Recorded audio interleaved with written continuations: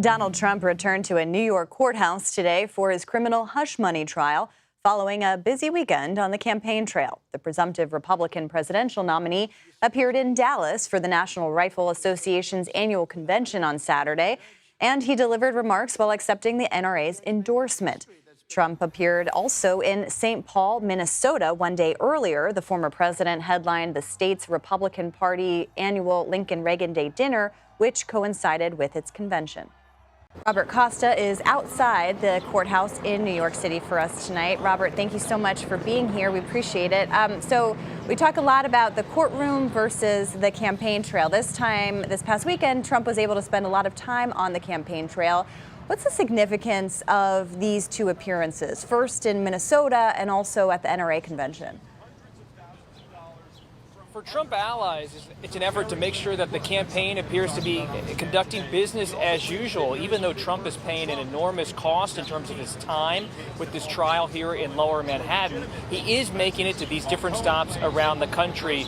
And different Trump associates point to recent CBS News polling where they show many voters are caring about the economy, not necessarily Trump's conduct when it comes to deciding their vote, at least at this point in the campaign. Though many Democratic sources tell me that debates with President Biden will be an opportunity for him to bring other issues to the fore, including Trump's conduct and character from these trials and the looming federal trials, as well as abortion rights and the issue of democracy.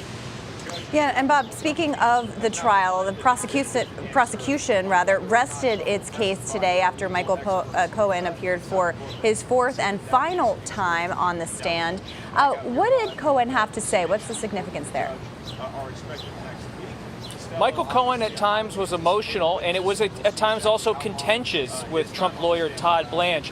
Blanche raised serious doubts about Cohen's credibility as the crucial witness for the prosecution. In fact, earlier in the day, Cohen acknowledged that he committed the act of theft. He stole money from the Trump organization in terms of how he sought reimbursements at one point in the past decade. And that was an attempt by the defense team to really look at Cohen and say to the jury, maybe this is not the most credible person. But at the end of the day, the prosecution believes that Cohen remains credible because he points to documentation and different phone calls that link Trump to the hush money payments in their view. And that fact, more than any questions about Cohen himself, looms over how the prosecution sees this case. And so now the prosecution is resting, Bob, but the biggest question I think a lot of people still have is there any possibility at all that Trump would actually testify before the trial comes to a close? It's always been a possibility. Just a few weeks ago, when I was at Mar-a-Lago, I asked former President Trump, are you willing to testify? And he said, yes, I am. I'm happy to take the stand. He has not taken the stand so far. And sources close to the legal team tell me that there's no need for Trump to take the stand at this point in the trial, that they were waiting to see how it unfolded. And because they feel like they're in a bit of a favorable position in the sense that Cohen's credibility has been questioned, there's no need for Trump to sit there under oath and talk about this case through the lens of his own narrative. At the same time, Trump always wants the final word, so Todd Blanche, the lead attorney, has not ruled anything out.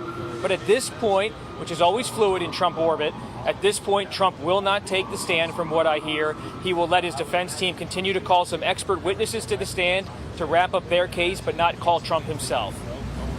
Very interesting. A court case potentially winding down. And Bob Costa, you've been covering it from the very beginning outside that courthouse. So thank you very much for your time. We appreciate it.